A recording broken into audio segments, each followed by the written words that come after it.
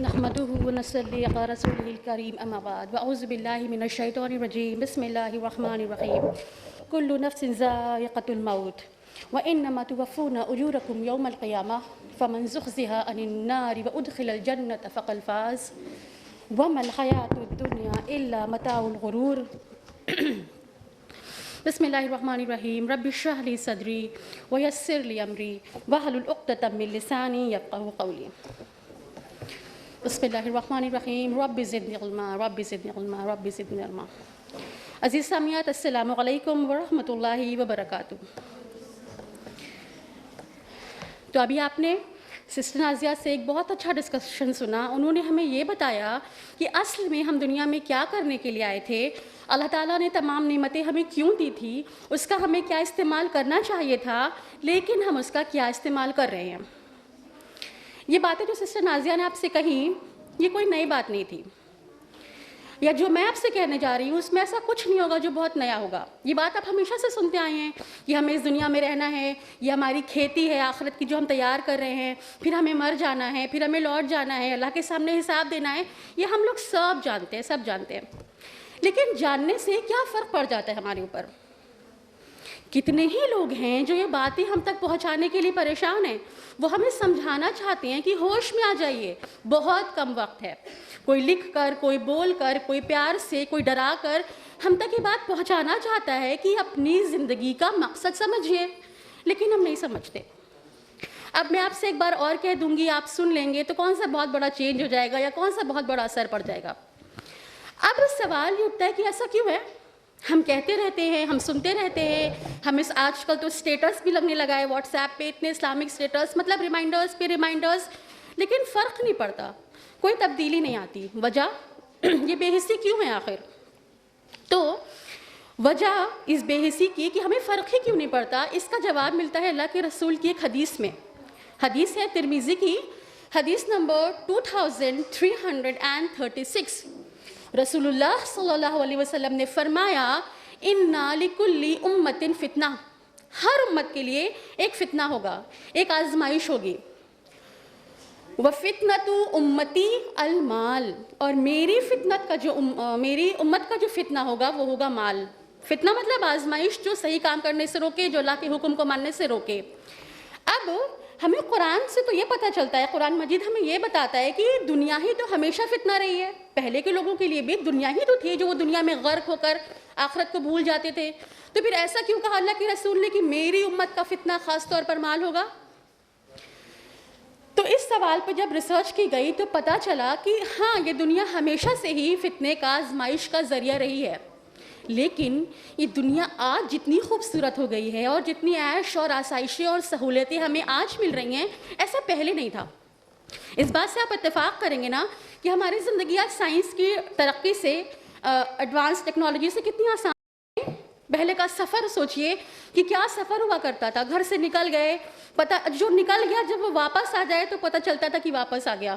اب تو فون سے گھڑی ہم پتہ کر رہے ہوتے کہ کہاں پہنچے, ہے نا. پہلے کا سفر کہ اپنا سامان لا دے, گھوڑے پر, اونٹ پر چلے جا رہے ہیں, دن رات سفر کر رہے ہیں, دھوپ ہے, گرمی ہے, سب برداشت کر رہے ہیں. اب آج کا سفر کیسا ہو گیا؟ گھر بیٹھے ٹکٹ کروائیے, گھر میں کیب بلائیے, ایئرپورٹ جائیے, اڑیے اور کہیں بھی پہنچ جائیے. پہلے کے لوگ سوچ نہیں سکتے تھے کہ ہمیں یہ فیسلٹی ہوگی کہ ہم اڑا کریں گے, لیکن ایسا ہو گیا. پہلے کی شاپنگ کی بات کریے, پہلے کی شاپنگ بھی کتنا مشکل کام تھا نا, کہ سامان لا دے, اپنا دھوپ میں ٹہل رہے ہیں, دکان غرد کھا رہے ہیں, سامان لے رہے ہیں. اب شاپنگ کا کیا ہو گیا؟ ایک تو شاپنگ بہت آسان ہو گئی, آن لائن شاپنگ, اپنے صوفے پہ لیٹے جو آرڈر کرنا ہے کر دیجیے. پھر اب تو شاپنگ مشغلہ بن گئی, مطلب گھومنے پھرنے کا ذریعہ, کچھ نہیں کرنا, چلو بازار چلتے ہیں, چلو کچھ دکھے گا تو لے لیں گے. اور کہاں جاتے ہیں؟ وہ اے سی مالز میں خوبصورتی سے سارا سامان سجا ہوا ہے, سیلس مین یس سر یس میڈم آپ کو انوائٹ کر رہا ہے, آپ کے لیے دروازہ کھول رہا ہے, مطلب مزے, ہے نا. اس کے بعد اور آسانیاں کیا ہو گئی, گھر کے کام کتنے آسان ہو گئے نا. پہلے کپڑے دھونا, گھر کی صفائی, کھانا پکانا کتنا مشکل کام تھا, اب بہت آسان ہو گیا. پہلے بچے پالنا کتنا مشکل کام تھا, اب وہ بھی موبائل نے بہت آسان کر دیا ہے. بس موبائل پکڑاؤ, بچے بزی. تو پہلے دنیا ایسی نہیں تھی. اب اس دنیا میں اتنی اٹریکشن ہو گئی ہے کہ اب یہ بڑا فتنہ بن گئی ہے. پہلے جو خوبصورت فانوس، جو لائٹ، جو ڈیکوریشن کسی بادشاہ یا کسی نواب کے محل میں ملتے تھے، اب وہ آپ کو بازاروں میں مطلب اپنی طرف کھینچ رہے ہیں. آپ بازار جائیے، ایک بہترین کانچ کے الماریوں میں سب سامان سجا ہوا ہے، آفر پہ آفر، اسکیم پہ اسکیم، وہ آپ کے منہ میں گھسا کر آپ کو سامان بیچ رہے ہیں اور آپ خرید رہے ہیں بغیر ضرورت کے بھی. تو پتہ چلا کہ دنیا فتنہ پہلے بھی تھی، لیکن پہلے دنیا کبھی اتنی حسین، اتنی آسان، اتنی دل فریب نہیں تھی جتنی آج ہو گئی ہے. آج کی اس دنیا کی چمک دمک میں پہلے دنیا کیسے تھی؟ یہاں ایک امپورٹنٹ پوائنٹ یہ تھا کہ پہلے جیسے رات ہو گئی، سورج ڈوبا، دنیا کا کاروبار ختم. اب تو سورج ڈوبنے کے بعد دنیا کا کاروبار شروع ہوتا ہے. شاپنگ رات میں، آنا جانا رات میں، شادی بیاہ رات میں، کیونکہ وہ لائٹس ہوں گی، وہ چمکیں گی، وہ میک اپ، وہ چمکتے کپڑے، یعنی سب کچھ رات میں زیادہ اچھا لگتا ہے. تو یہ ایک بات ہو گئی. تو اتنی چمکدار، اتنی رونق والی دنیا، اتنی آسان دنیا کہ انسان کنفیوز ہو گیا ہے کہ جنت ہے کون سی؟ جنت یہ میری آنکھوں کے سامنے ہے، یہ جنت ہے، یا جس کا اللہ نے وعدہ کیا ہے بعد میں جو ملے گی وہ جنت ہے؟ تو جو سامنے دکھ رہا ہے وہی آسان ہے، اس کے پیچھے دوڑنے لگے ہم لوگ اس جنت کو حاصل کرنے کے لیے. دنیا کو حاصل کرنے کے لیے آپ کو یہ ساری سہولتیں ملیں گی، ہر چمک دمک، ہر چیز آپ خرید سکتے ہیں، آپ کی بڑی عزت ہوگی جب آپ شاپنگ پہ جائیں گے، سب کچھ. شرط ایک ہے، پیسہ ہونا چاہیے. پیسہ نہیں ہے تو آپ کو وہ مال میں انٹر بھی نہیں کرنے دے گا. پیسہ نہیں ہے تو آپ کی وہ عزت نہیں ہوگی جو آپ چاہتے ہیں. تو یہ تو ان لوگوں کے لیے تھا نا جن کے لیے بعد میں کوئی وعدہ نہیں ہے، جن کے لیے یہ ہے کہ جینا بھی یہی ہے، مرنا بھی یہی ہے، ایک ہی زندگی ہے، جو کرنا ہے کر لو. تو ان لوگوں کے لیے تو تھا کہ بھائی ساری عیش کر لو، ساری سہولیتیں اٹھا لو، ساری چمک دمک لے لو. یہ ہمارے لیے تو نہیں تھی. ہمارے لیے تو کہا گیا، ہم سے تو کہا گیا یہاں خود کو کنٹرول کرنا ہے، اس دنیا سے دل نہیں لگانا ہے، اس دنیا میں آخرت کی تیاری کرنی ہے، اور پھر وہاں جا کے عیش بھی ہوگی اور آسانیاں بھی ہوں گی اور خدمت کرنے والے بھی ہوں گے اور محل بھی ہوں گے اور سب کچھ ہوگا. لیکن ہم دوسروں کے پیچھے ایسی اندھی دوڑ میں چلے کہ ہم بھول گئے کہ ہمیں اس دنیا میں اصل میں کیوں بھیجا گیا تھا، مقصد کیا تھا. اللہ تعالیٰ فرماتا ہے سورۃ القلم میں، بل تؤثرون الحیات الدنیا، اور تم اس دنیا کو ترجیح دیتے ہو، تم اس کو پسند کرتے ہو، والآخرۃ خیر وابقیٰ، تمہارے لیے تو آخرت زیادہ اچھی ہے، تم سمجھو تو یہ بات. اور بہت چھوٹے سے اگزامپل سے بتاؤں، آپ اس کو پریکٹیکلی خود بھی کر کے دیکھ سکتی ہیں. ابھی یہاں سے واپس جائیے گا یا کبھی کسی دن کسی روڈ پہ، بہت بزی روڈ پہ کھڑے ہو جائیے گا، روڈ پہ یا کسی شاپنگ مطلب بازار میں کھڑے ہو جائیے گا، اور تھوڑی دیر ٹھہر کے سوچئے گا ہو کیا رہا ہے. یہ لوگ جو آ جا رہے ہیں کیوں آ جا رہے ہیں؟ ایک دوسرے سے مل رہے ہیں کیوں مل رہے ہیں؟ ان کی بات چیت کا ٹاپک کیا ہے؟ یہ اپنے گھر سے کیوں نکلے ہیں؟ ان کی جیب سے نکلا پیسہ کہاں جا رہا ہے؟ یہ دکاندار یہ دکانیں سجائیں کیوں بیٹھے ہیں؟ ہر طرف کس چیز کا اشتہار ہے؟ جو خوش ہے وہ کیا پا کر خوش ہے، اور جو غمگین ہے کس چیز کی محرومی نے اسے غمگین کیا ہے؟ یقین مانیے آپ کو بس ایک ہی جواب ملے گا، یہ سب دنیا کی ہوڑ میں لگے ہیں. ان کو دنیا چاہیے، اپنی زندگی آسان کرنی ہے، اپنی زندگی کو چمکانا ہے. تو پتہ چلا کہ دنیا یا مال وہ سب سے بڑی وجہ ہے جس کی وجہ سے انسان حق کو سننا ہی نہیں چاہتا. اس کے پاس وہ کان ہی نہیں ہے کہ وہ باتیں سنے، اس کے پاس وہ دل ہی نہیں ہے کہ ان باتوں کو سمجھے. کوئی بھی کہتا رہے کہ قرآن کی طرف پلٹو، قرآن کھول کر پڑھو، اللہ کے رسول کی زندگی کے بارے میں جانو، اللہ تعالیٰ یہ چاہتا ہے، اللہ تعالیٰ اس سے منع کرتا ہے، ہمیں کیا فرق پڑتا ہے؟ ہمیں تو یہ دیکھنا ہے کہ دنیا کیا چاہتی ہے، سماج کیا کہتا ہے، رشتہ دار کیا کہیں گے، ہمیں کیا سمجھیں گے. تو ہمارا تو سارا مسئلہ یہ ہو گیا. جبکہ ایک مسلمان کے لیے رسول اللہ صلی اللہ علیہ وسلم نے فرمایا، حدیث ہے بخاری کی والیوم 7 حدیث نمبر 6416، رسول اللہ صلی اللہ علیہ وسلم نے حضرت عبداللہ بن عمر کے کندھے پر ہاتھ رکھا اور کہا، اے عبداللہ ہوشیار ہو جاؤ، دیکھو دنیا میں اس طرح رہنا جیسے کوئی مسافر رہتا ہے، نہیں بلکہ ایسے جیسے کوئی مسافر سفر کرتا ہے. یعنی دنیا میں ایسے رہو جیسے مسافر رہتا ہے، رہتا بھی نہیں، جیسے کوئی سفر کرتا ہے، بس گزر جاتا ہے. تو کسی گلی سے، کسی راستے سے اگر ہم گزرتے ہیں تو کیا اس کو سجانے بیٹھ جاتے ہیں، اس کی فکر میں لگ جاتے ہیں؟ نہیں، گزر جاتے ہیں. تو کرنا تو ہم کو یہ تھا اور ہم نے کرنا کیا شروع کر دیا. پھر ایک اور حدیث ہے ترمذی کی حدیث نمبر 2459. حضرت عمر بن خطاب راوی ہیں. آپ نے فرمایا کہ اللہ کے رسول سے ایک بات پوچھا گیا, یا رسول اللہ سب سے مومنین میں سب سے عقل مند کون ہے؟ Who is most intelligent among Muslims? تو آپ نے کہا کہ مسلمانوں میں سب سے زیادہ عقل مند وہ ہے جو موت کو سب سے زیادہ یاد کرتا ہے اور اس کے بعد جو آنے والا ہے اس کی تیاری کرتا ہے. لیکن ہماری نظر میں عقل مند کون ہے؟ جو دنیا کی تیاری کرتا ہے, جس کے پاس بہت بڑا گھر ہوگا, بہت بڑی گاڑی ہوگی, بہت ساری جویلری, پیسہ, یہ سب ہوگا, وہ تو عقل مند ہوا. اور جس کے پاس یہ نہ ہوا, اس کے پاس کتنا بھی علم ہو, وہ کتنا بھی شریف ہو, لیکن وہ عقل مند تو نہیں ہو سکتا. عقل مند ہوتا تو اپنے لیے سب حاصل نہیں کر لیا ہوتا اس نے. تو یہ تو ہماری سوچ ہو گئی. اور اگر کوئی ایسا ہو ہماری نظر میں جو دنیا کا نقصان اٹھا لے آخرت کے لیے, تو اس سے بڑا تو بے وقوف کوئی نہیں ہے. کوئی اپنا حق چھوڑ دے, کسی کو معاف کر دے, تو وہ تو بے وقوف ہی ہو گیا. اللہ کے قرآن کی آیت ہے سورہ عنکبوت کی آیت 64 میں اللہ تعالیٰ کہتے ہیں وَمَا هَٰذِهِ الْحَيَاةُ الدُّنْيَا إِلَّا لَهْوٌ وَلَعِبٌ وَإِنَّ الدَّارَ الْآخِرَةَ لَهِيَ حَيَوَانٌ لَوْ كَانُوا يَعْلَمُونَ. یہ دنیا کی زندگی تو کھیل اور تماشا ہے, اور رہا آخرت کا گھر وہ اصل میں زندگی ہے. کاش کہ یہ لوگ سمجھتے. تو سمجھنے کا ہی تو فرق ہے نا. جو سمجھ جاتا ہے کہ یہ زندگی نہیں ہے, زندگی تو بعد میں آنے والی ہے, اس کا عمل اس سے بہت الگ ہوتا ہے جس کو لگتا ہے کہ بس دنیا ہی میں رہنا ہے اور دنیا ہی کمانا ہے اور دنیا ہی کو حاصل کرنا ہے اور دنیا ہی چمکانا ہے. اللہ تعالیٰ کیا کہہ رہے ہیں؟ دنیا کی اللہ تعالیٰ کہہ رہے ہیں کہ دنیا کی زندگی کھیل اور تماشا ہے. چھوٹے چھوٹے بچے جب کھیلتے ہیں تو کبھی ڈاکٹر بن جاتے ہیں, کبھی انجینئر بن جاتے ہیں, کبھی پائلٹ بن جاتے ہیں, کبھی پولیس بن جاتے ہیں, کبھی مٹی کا گھر بناتے ہیں, کبھی مٹی کے کھلونے سے کھیلتے ہیں, اس سے ٹینٹ ہاؤس بناتے ہیں, چادروں سے ٹینٹ بنا لیں گے, اور اتنا خوش ہوتے ہیں جیسے کہ وہ سچ میں ڈاکٹر بن گئے اور وہ سچ میں ان کا گھر ہے اور سچ میں وہ ان کی گرہستی ہے جس میں وہ بالکل بزی ہو جاتے ہیں. لیکن آپ اور ہم جو دور سے دیکھ رہے ہوتے ہیں, ہم جانتے ہیں نا کہ حقیقت کیا ہے. ہم جانتے ہیں کہ یہ ڈاکٹر نہیں ہیں, یہ صرف پلاسٹک کا سامان لے کر ڈاکٹر بن رہے ہیں. یہ ان کا گھر نہیں ہے, یا یہ ریت کا گھر ہوندہ تو بس ایک ٹھوکر کا محتاج ہے, وہ ختم ہو جائے گا, گر جائے گا.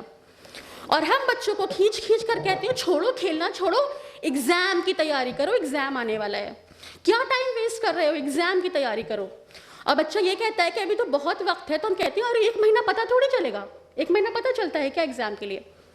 اور جب یہی بات اپنے اوپر آتی ہے کہ یہ کھیل چھوڑو ایگزام کی تیاری کرو, تو لگتا ہے ابھی تو بہت وقت ہے, ابھی کہاں مرنا ہے. جبکہ اللہ تعالیٰ کہتا ہے سورہ آل عمران آیت نمبر 185 میں کل نفس ذائقۃ الموت وانما توفون اجورکم یوم القیامہ فمن زحزح عن النار وادخل الجنہ فقد فاز وما الحیاۃ الدنیا الا متاع الغرور. ہر نفس کو موت کا مزہ چکھنا ہے, اور قیامت کے دن تم کو پورا بدلہ دیا جائے گا اس کا جو تم کیا کرتے تھے. اور جو آگ سے بچ گیا اور جنت میں چلا گیا وہ کامیاب ہے, اور یہ زندگی تو دھوکے کا سامان ہے. اللہ تعالیٰ ہم سے کیا کہہ رہا ہے کہ آگ سے بچنا اور جنت میں جانا کامیابی ہے, لیکن ہم نے اپنے لیے کچھ اور ہی کامیابی بنا رکھا ہے.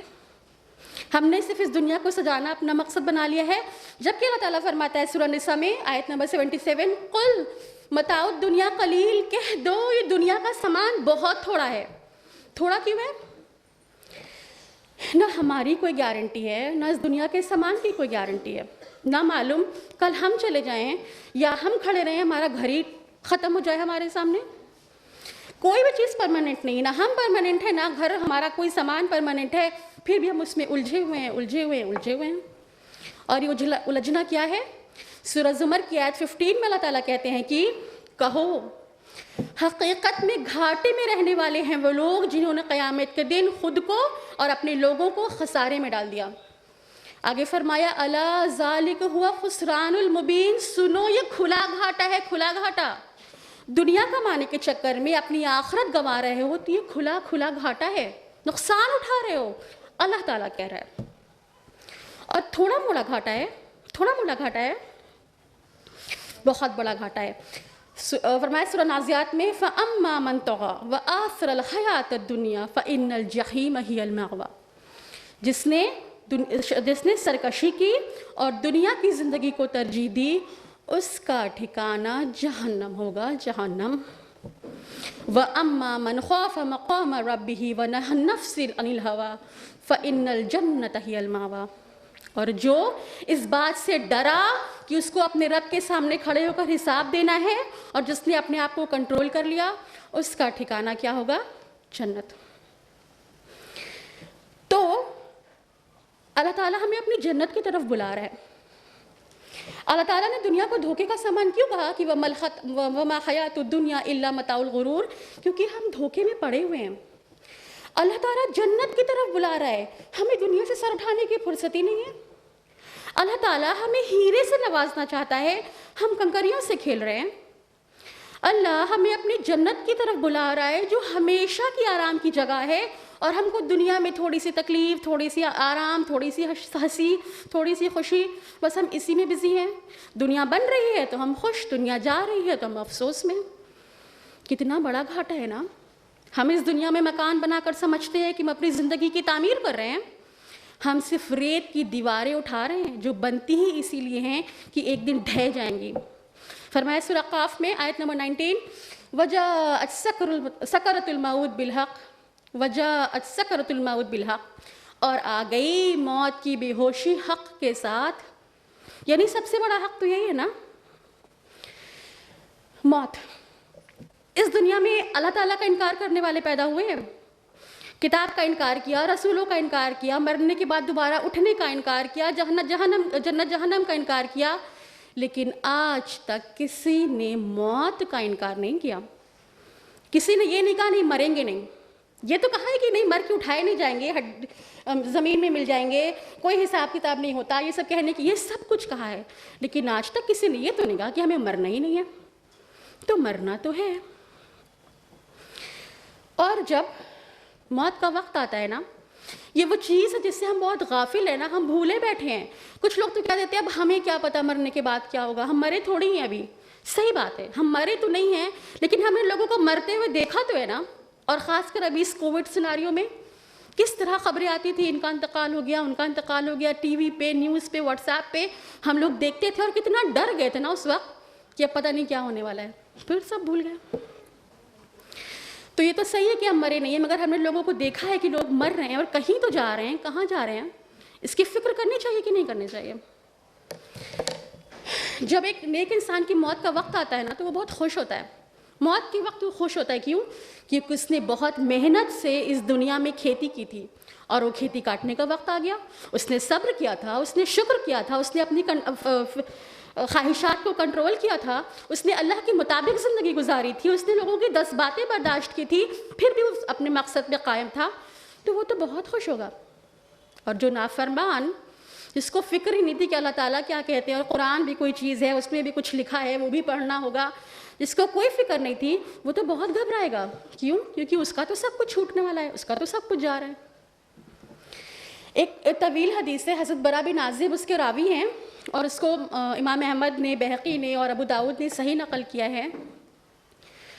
اللہ کے رسول نے اس میں ایک منظر کشی کی ہے کہ موت کے وقت ہوتا کیا ہے.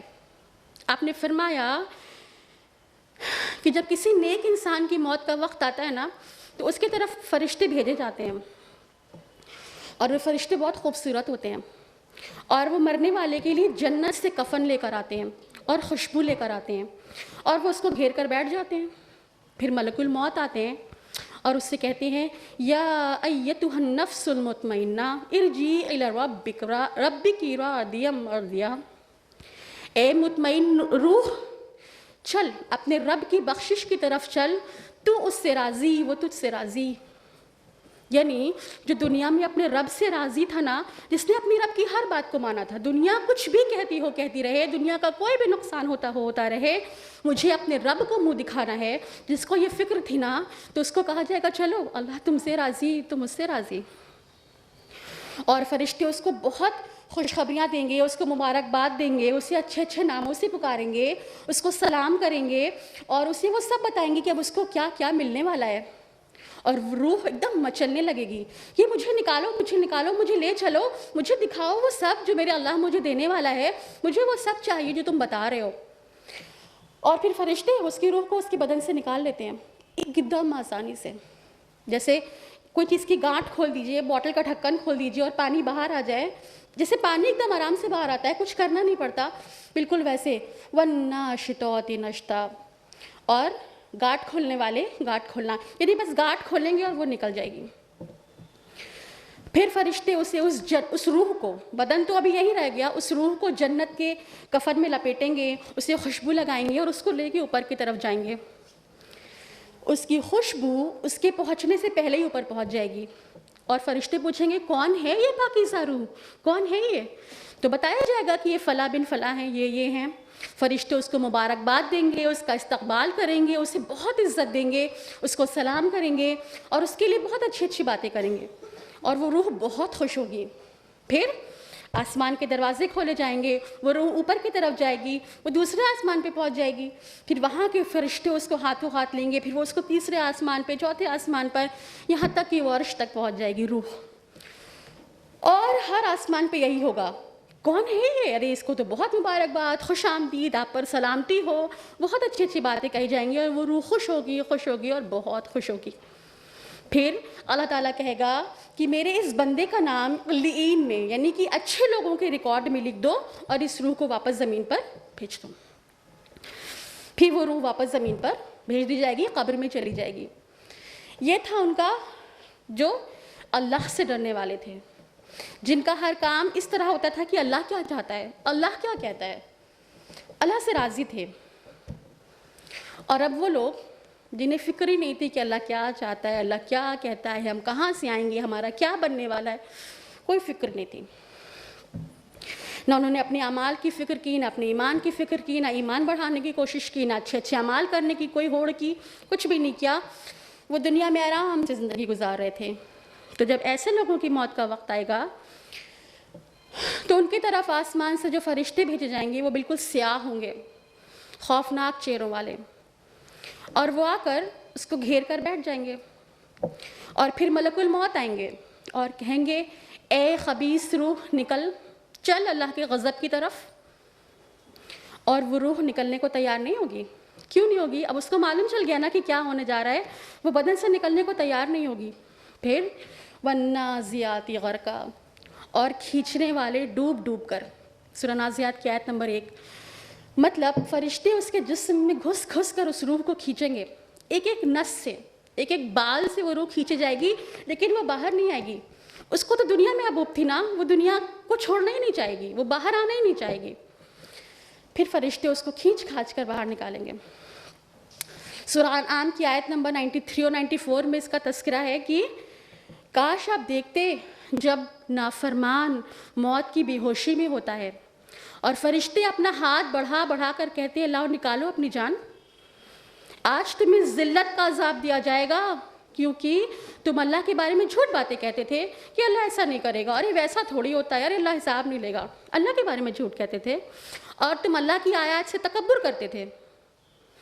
یعنی اللہ کا حکم ماننا ہمیں مشکل تھا کیونکہ ہم زیادہ عقل مند ہیں نا۔ اللہ تعالیٰ کہہ رہا ہے مال دوسروں پہ بھی خرچ کرنا ہے، ہم سوچتے ہیں ارے کیا بھی وقوفی ہے، ہم نے کمایا تو اپنے اوپر کریں گے نا خرچ۔ اللہ تعالیٰ کہہ رہا ہے حجاب کرنا ہے، اپنے آپ کو دوسروں سے محفوظ رکھنا ہے، تو ہم سوچتے ہیں بھیا دنیا کا چلن جو ہے وہی تو کریں گے نا، بھائی بال کھول کر ہی شادی میں جائیں گے، کمپلسری ہے، شادی کا رول ہے کہ بال تو کھلا ہی رہنا چاہیے ورنہ شادی میں انٹری نہ ملے گی۔ یعنی اللہ تعالیٰ کی بات ہم نے نہیں مانی، مطلب اللہ تعالیٰ کچھ کہہ رہا تھا، ہم کچھ سوچ رہے تھے کہ ارے ایسے نہیں ہوتا، بس یہ ایسے ہوتا ہے، آج کل ایسا ہی ہوتا ہے۔ پھر اللہ تعالیٰ کہے گا کہ تو آج تم ہمارے پاس واپس آ گئے نا اکیلے اکیلے، جیسے ہمیں تمہیں پہلی مرتبہ بھیجا تھا، اور وہ سامان جو ہم نے تم کو دنیا میں دیا تھا وہ تو تم پیچھے چھوڑ آئے۔ یعنی جس دنیا کو سجا رہے تھے، سنوار رہے تھے، جو دنیا میں سامان اکٹھا کر رہے تھے، وہ تو سب چھوٹ گیا، ساتھ میں تو کچھ بھی نہیں گیا۔ اسی لیے اللہ تعالیٰ نے کہا کہ ہم دھوکے میں پڑیں، دھوکے میں۔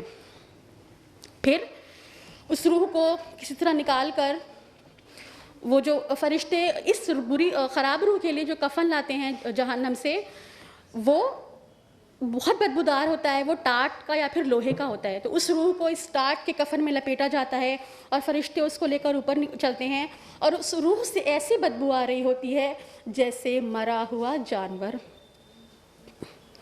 اور پھر جب وہ روح اوپر کی طرف چلتی ہے تو راستے میں جو فرشتے ہوتے ہیں وہ پوچھتے ہیں کون ہے یہ، تو بتایا جاتا ہے کہ یہ فلاں بن فلاں ہیں. تو فرشتے بہت بے عزتی کرتے ہیں، بہت بری بری باتیں کہتے ہیں، برے برے ناموں سے پکارتے ہیں، اور وہ روح سنتی رہتی ہے، اور اب تو وہ کچھ کر نہیں سکتی نا.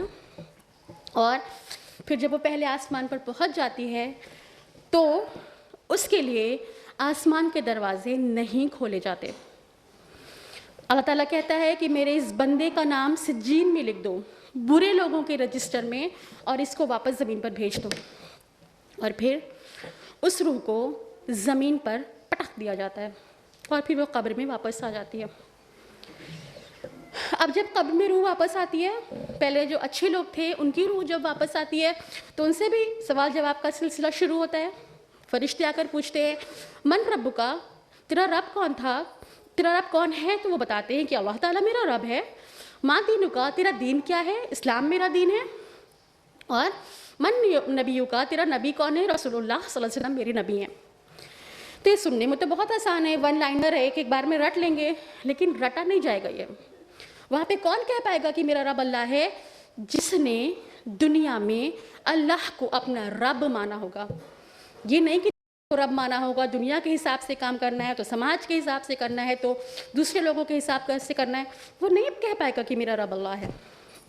پھر جب پوچھا جائے گا تیرا دین کیا تھا تو اسی کے منہ سے نکلے گا کہ میرا دین اسلام ہے، جس نے اسلام کو دین سمجھا ہوگا اپنی مرضی کے مطابق سے، نہیں کہ جب آپ کا جی کیا آپ نے اسلام کو فالو کر لیا، جب آپ کا جی کیا آپ نے دنیا کا ٹرینڈ فالو کر لیا.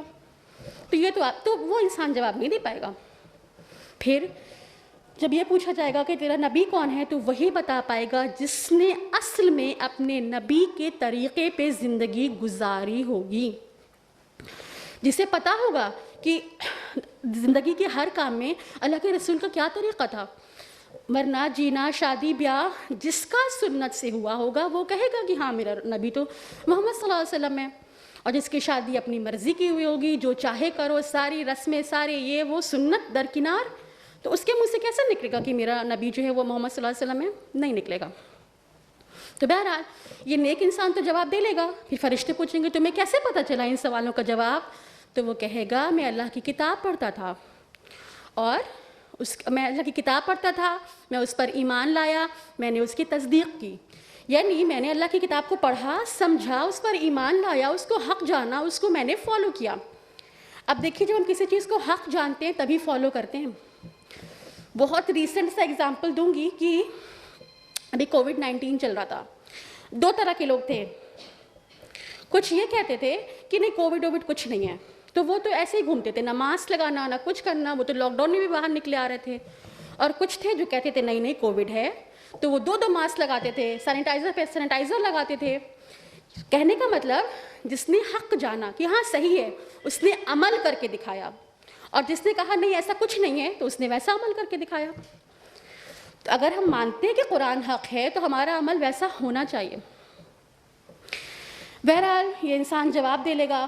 پھر اعلان ہوگا کہ میرے بندے نے سچ کہا، اس کے لیے جنت کا لباس لاؤ، اس کے قبر میں جنت کا بچھونا بچھاؤ، اور اس کی قبر میں جنت کی کھڑکی کھول دو تاکہ اس کو خوشبو اور ٹھنڈی ہوا آتی رہے. اور پھر اس کی قبر میں ایک بہت خوبصورت انسان آئے گا جس کے کپڑے بہت پاکیزہ اور خوشبودار ہوں گے. یہ قبر والا پوچھے گا کہ تو کون ہے کہ تجھے دیکھ کر بڑی راحت آتی ہے؟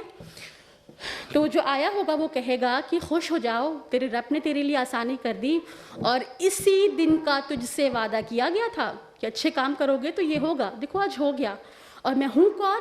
میں تمہارا اعمال ہوں. اعمال یعنی اچھے ساتھ میں کون گیا ہمارے قبر میں؟ صرف ہمارا اعمال، جس کے بارے میں ہمیں کوئی فکر نہیں تھی کہ ہم کیا کر رہے ہیں اور کیا نہیں کر رہے ہیں. پھر وہ انسان جو ہے قبر میں آرام سے سوئے گا، جنت کی کھڑکی کھلی ہوگی، اور وہ جس نے اللہ کی نافرمانی کی تھی اس سے پوچھا جائے گا تیرا رب کون ہے؟ کہے گا ہاں لا ادری، ہائے میں نہیں جانتا. تیرا دین کیا ہے؟ ہاں لا ادری، ہائے میں نہیں جانتا. تیرا نبی کون ہے؟ ہاں لا ادری، ہائے میں نہیں جانتا. اسے پتہ ہی نہیں ہوگا. फिर फरिश्ते पूछेंगे तुझे पता ही नहीं था। और फिर फरिश्ते, एक फरिश्ता होगा जिसके हाथ में गुर्ज़ होगी, एक सलाख होगी लोहे की, और वो उसके सर पे वो सलाख मारेगा, उसका सर फट जाएगा। और एक फ़रिश्ता, एक और रिवायत में मिलता है एक हदीस में कि एक फ़रिश्ता जो है उसके हाथ में लोहे के हथौड़े होंगे और वो कनपट्टियों पे मारेगा कि तुम्हें पता ही नहीं था, तुमने पता ही नहीं किया। और फिर कहा जाएगा कि मेरे इस बंदे ने झूठ कहा, इसके लिए जहन्नम का लिबास लाओ, इसके लिए आग का बिस्तर बिछाओ और इसकी कब्र में जहन्नम की खिड़की खोल दो ताकि इसको वहाँ की गर्मी और वहाँ की लू मिलती रहे। फिर वो उसी हाल में पड़ा होगा। और फिर बुखारी की हदीस है कि लोगों को, यानी जो नेक इंसान होगा उसको जन्नत भी दिखाई जाएगी रोज़ और जहन्नम भी दिखाई जाएगी रोज़, और कहा जाएगा कि अगर तू अच्छे काम ना करता ना तो तेरा ठिकाना ये होता, लेकिन तूने तो अच्छे काम किए तो अब तेरा ठिकाना ये है। और मुस्लिम की हदीस है कि कब्र वाले इंसान को सुबह शाम उसका असली जगह दिखाई जाएगी जहाँ उसको जाना होगा। जन्नती को सुबह शाम जन्नत दिखाई जाएगी और जहन्नमी को सुबह शाम जहन्नम। तो जन्नती तो बहुत, अल्लाह ताला जल्दी से क़यामत कायम करिए, मुझे जन्नत में जाना है, लेकिन ये जो जहन्नम में जाने वाला होगा ये कह के अल्लाह ताला क़यामत ना कायम करिएगा, मुझे इसमें नहीं जाना है। लेकिन उसके कहने से तो कुछ नहीं होगा ना, बहरहाल क़यामत कायम हो के रहेगी। दिन सूर फूका जाएगा और सब ख़त्म हो जाएगा, और फिर दोबारा सूर फूका जाएगा और सब उठकर खड़े हो जाएंगे। आ गया वो दिन जिसे हम झुठलाते थे, जिसके आने में कोई शक नहीं था, जिसको हिसाब का दिन कहा गया, जमा होने का दिन कहा गया, जिससे बार बार हमें डराया जाता था। आ गया वो दिन जब आसमान फट जाएगा और ज़मीन हिला डाली जाएगी और पहाड़ रुई की तरह उड़ रहे होंगे, समंदर उबल रहा होगा, सूरज सर पे होगा, ज़मीन गर्म लोहे की तरह तप रही होगी, हर इंसान अपने अमल के मुताबिक पसीने में डूबा होगा, जितने ख़राब अमाल उतना डूबा होगा, कोई टखने तक, कोई घुटने तक, कोई कमर तक, कोई कंधे तक, कोई पूरा का पूरा डूबा होगा। और सूरज की इतनी गर्मी होगी, इतनी शिद्दत होगी, इतनी शदीद प्यास होगी, और फिर सबको अल्लाह के सामने खड़ा किया जाएगा। जब लोग अल्लाह के सामने खड़े होंगे तो उनकी नज़रें बिल्कुल झुकी हुई होंगी। आज वो दिन है कि ना माल काम आएगा, ना औलाद काम आएगी, कोई चीज़ काम नहीं आएगी। हर इंसान नफ्सी नफ्सी कर रहा होगा, हाय मेरा नफ्स, हाय मेरा नफ्स। और जो गुनहगार होगा उसकी तो हालत ही ख़राब होगी, वो तो इतनी हसरत कर रहा होगा, वो अपने हाथ चबा रहा होगा।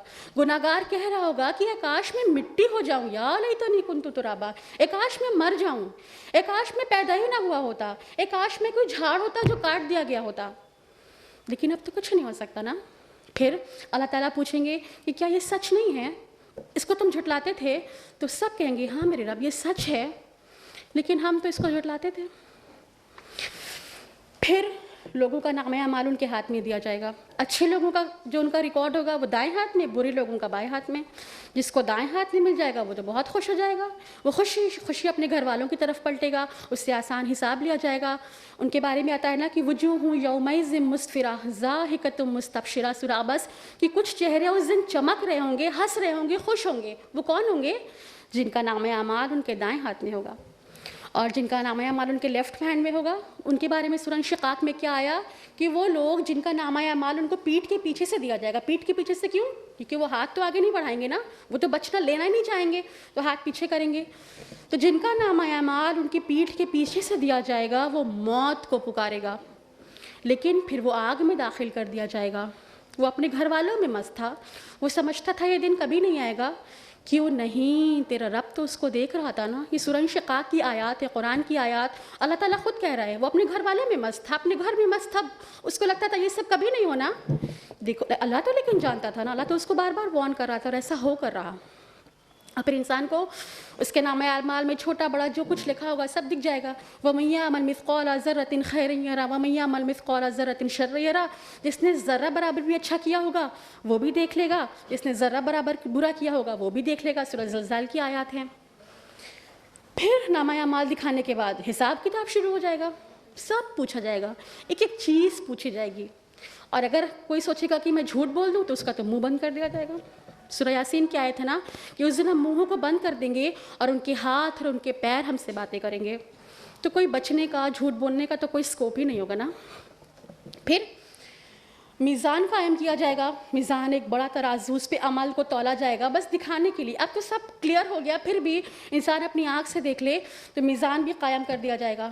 جس کے اچھے عمل والا پلڑا نیچے ہو گیا اس کے تو مزے ہو گئے، اور جس کا برا کام نیچے ہو گیا فَأَمَّا مَنْ ثَقُلَتْ مَوَازِينُهُ فَهُوَ فِي عِيشَةٍ رَاضِيَةٍ وَأَمَّا مَنْ خَفَّتْ مَوَازِينُهُ فَأُمُّهُ هَاوِيَةٌ وَمَا أَدْرَاكَ مَا هِيَ نَارٌ حَامِيَةٌ.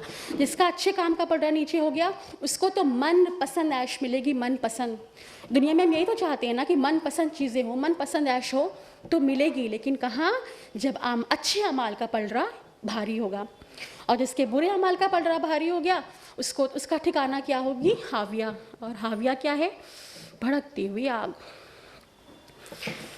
پھر ان لوگوں کو پلسرات پہ سے گزارا جائے گا. پلسرات ایک پل ہوگا، جو تلوار سے بھی تیز ہوگا، بال سے بھی باریک ہوگا، اس کو جہنم کے اوپر رکھ دیا جائے گا، اس سے چل کے جانا ہوگا. جو پلسرات کو پار کر لے گا وہ جنت میں پہنچ جائے گا، اور جو نہیں پار کر پائے گا وہ کٹ کر نیچے جہنم میں گر جائے گا. تو اس پہ بھی لوگ اپنی عمل کے حساب سے گزریں گے، جس کا جتنا اچھا عمل اتنا تیز گزر جائے گا. اور جب پلسرات قائم کی جائے گی تو سورج کو لپیٹ دیا جائے گا، بالکل اندھیرا ہو جائے گا. سورج ہی نہیں رہے گا تو سوچیے کتنا اندھیرا ہوگا. سورج رہے گا ہی نہیں، اس کو لپیٹ دیا جائے گا. روشنی کہاں سے آئے گی؟ صرف دو نور ہوں گے اچھے لوگوں کے پاس، ایک ان کے سامنے سے اور ایک ان کے دائیں ہاتھ سے. اتنی روشنی آ رہی ہوگی. جس کا جتنا اچھا عمل اس کی روشنی اتنی زیادہ. پھر کوئی انسان اس پلسرات پہ سے ایسے گزرے گا جیسے بجلی، بہت اچھے کام کرنے والے، اور آندھی اور گھوڑے. کچھ لوگ پیدل چل کے گزر رہے ہوں گے، کچھ گھسٹ گھسٹ کے گزر رہے ہوں گے، اور کچھ تو گزر ہی نہیں سکیں گے. جو نہیں گزر سکیں گے وہ جہنم میں گر جائیں گے. جہنم جس کا تو جو کیفیت اور جو احوال ڈسکس ہوتے ہیں قرآن و حدیث میں، اس کو تو سن کے انسان کانپ جائے بالکل. جو جہنم میں گرے گا 70 سال لگیں گے اس کو جہنم کے بیس تک پہنچتے. یعنی اتنی گہری سرنگ ہے کہ 70 سال میں آپ اس کے بیس میں پہنچیں گے. اور جہنم میں کیا ہوگا کہ طرح طرح کا عذاب دیا جائے گا. جس کا جیسا عمل تھا اس کو ویسا عذاب دیا جائے گا. اور کھانے کے لیے وہاں کیا ملے گا؟ زقوم، ایک کانٹے والا پھل، اور پینے کے لیے کھولتا ہوا پانی، اور زخموں کی دھون اور پیپ، یہ سب پینے کو دیا جائے گا. اور آگ کے کپڑے پہنائے جائیں گے. اور طرح طرح کا عذاب ہوگا جہنم میں. جو غیبت کرنے والے ہیں، لوگوں پر عیب لگانے والے ہیں، ان کے پہلوؤں کا گوشت کاٹ کاٹ کر ان کو کھلایا جا رہا ہوگا. اور جو دوسروں کو تو نصیحت کرے لیکن خود عمل نہ کرے، اس کے ہونٹ آگ کی قینچیوں سے کاٹے جا رہے ہوں گے. اور جو غیبت کرتا ہوگا اس کے ناخن تانبے کے ہوں گے، تانبے کے، اور وہ اپنے سینے کو اور اپنے چہرے کو کھرچ رہا ہوگا. اور وہ جو عورتیں بے پردہ باہر نکلتی ہیں وہ آسمان سے الٹی لٹکی ہوں گی. اور زنا کرنے والے مرد عورت بغیر کپڑے کے ایک تندور میں جل رہے ہوں گے. اور وہ جنہوں نے قرآن پڑھا اور اس پہ عمل نہیں کیا اور اپنی صبح کی نماز سے غافل تھے، ان کا سر پتھروں سے کچلا جا رہا ہوگا. اور وہ پھر ٹھیک ہو جائے گا اور پھر کچلا جائے گا. اور وہ جو دنیا میں حرام کھانے کے عادی تھے نا، جن کو یہ فکر نہیں تھی کہ میرا پیسہ حلال ہے یا میرا پیسہ حرام ہے، بس ان کو پیسہ چاہیے تھا، تو ان کے سامنے تازہ پکا ہوا گوشت ہوگا، لیکن وہ کیا کھا رہے ہوں گے؟ سڑا ہوا گوشت. کیوں؟ کیونکہ وہ حلال چھوڑ کر حرام کھانے کے عادی تھے. اور اس کیفیت میں جو جہنمیوں کے سر پہ کھولتا ہوا پانی ڈالا جائے گا، ان کی کھال جل جائے گی، پھر ان کو جلایا جائے گا، پھر کھال دی جائے گی، پھر جلے گی. سب سے بری بات تو پتہ ہے کیا ہوگی؟ ثم لا يموت فيها ولا يحيى، کہ نہ وہ اس میں جی سکیں گے نہ مر سکیں گے. وہ اس سے نکل کے بھاگنا چاہیں گے، انہیں پکڑ پکڑ کے واپس لایا جائے گا. ایسے تو دنیا میں کچھ مشکل ہوتی تو ہم لوگ کیا کہتے ہیں؟ بھیا چلو مر جائیں گے، چھٹی ہو جائے گی. لیکن وہاں کیا ہوگا؟ مریں گے بھی نہیں، مطلب چھٹی تو ہوگی ہی نہیں. اللہ تعالیٰ ہم سب کو اس حساب سے بچائیں. اور جو لوگ جنت میں داخل ہو جائیں گے پلسرات کو کراس کر کے، ان کے تو بھیا مزے ہی مزے، ان کی تو عیش جسے کہتے ہیں. ان کے لیے تو رہنے کے لیے محل ہیں، جنت کے لباس ہیں، ان کو چاندی کے کنگن پہنائے جائیں گے، وہ تختوں پر آرام سے بیٹھے ہوں گے، اور خدام حور و غلمان ان کے آگے پیچھے گھوم رہے ہوں گے. جنت کے پھل درختوں نے ان پر سایہ کیا ہوگا، وہ جو پھل چاہیں گے ان کو مل جائے گا. اور جنت میں نہ کوئی بیماری، نہ کوئی غم، نہ کوئی تکلیف، نہ کوئی موت، نہ کوئی جدائی، نہ کوئی بڑھاپا. دنیا میں تو بوڑھا نہیں ہونے کے لیے ہم لوگ کیا کیا کرتے ہیں، لیکن ہو نہیں سکتا کہ بوڑھے نہ ہوں. لیکن وہاں ایسا ہوگا، کوئی بوڑھا نہیں ہوگا. لیکن وہاں جا سکنے کا سارا میٹر ہے نا، کہ اگر وہاں پہنچ گئے تو پھر وہاں تو ہر طرح کی چیزیں ہوں گی. اور جنت کے لوگوں سے کہا جائے گا یہ تمہاری کوشش کا بدلہ ہے، یہ تمہارے صبر کا بدلہ ہے۔ اللہ تعالیٰ ہم ان لوگوں میں شمار کرے جنہیں اللہ تعالیٰ جنت کے باغات میں داخل کرے گا۔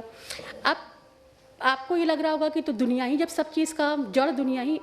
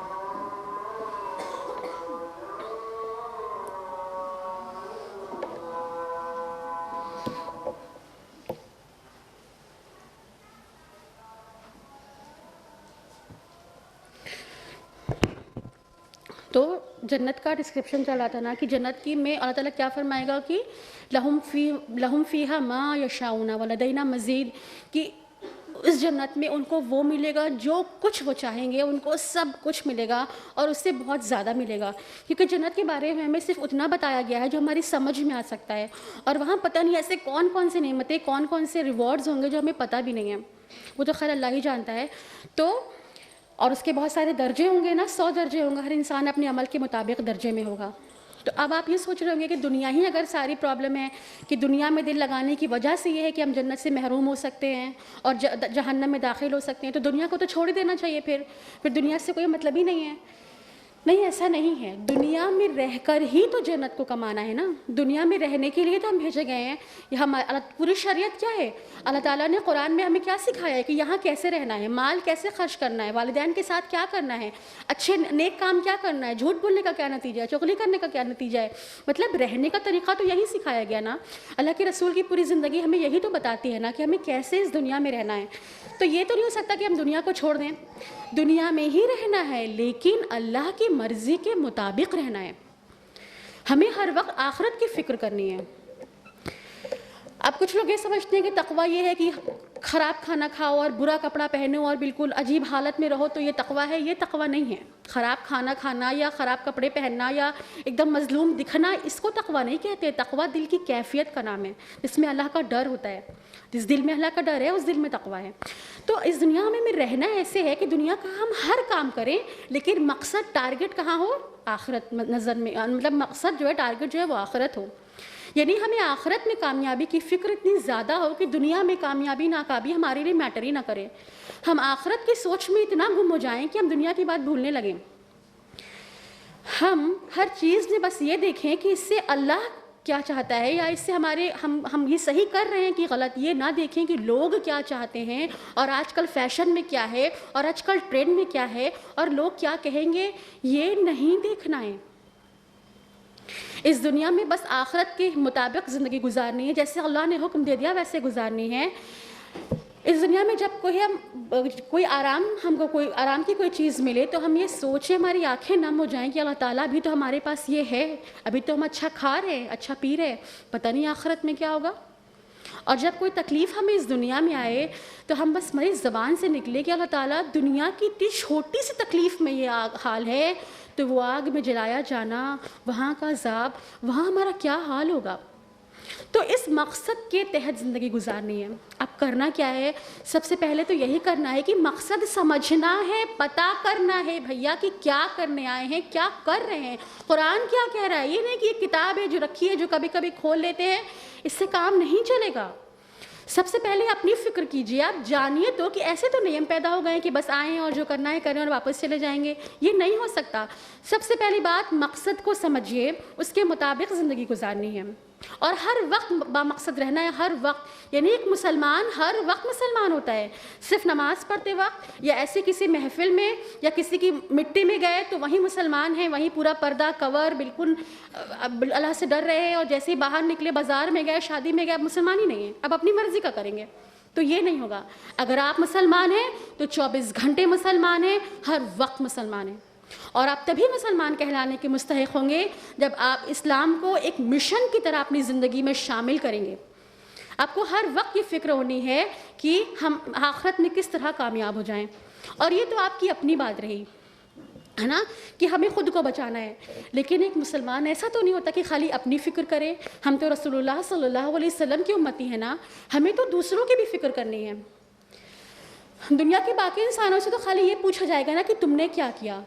ہم سے تو یہ بھی پوچھا جائے گا کہ تم نے کیا کیا، اور جو بھٹکے تھے ان کو راہ راست پر لانے کے لیے تم نے کیا کیا کہ تمہارے پاس تو قرآن تھا. اب آپ کہیں گے ہمیں خود ہی نہیں پتا تو ہم دوسروں کو کیا بتائیں گے. تو آپ کو کیوں نہیں پتا؟ تو پہلے پتہ کریے، پھر دوسروں کو بتائیے، خود بچیے، انہیں بھی بچائیے. اور ویسے بھی آج ہم جس حالات میں ہیں نا، اسلام جس لیول پہ پہنچ چکا ہے نا، اور جیسا ہمارے ساتھ کیا جا رہا ہے نا، اور جیسا مسلمان ہونے کے نام پہ جو ظلم و زیادتی ہو رہی ہے، وہ جو کہنے کا کوئی مطلب آپ سب اچھی طرح سے جانتے ہیں.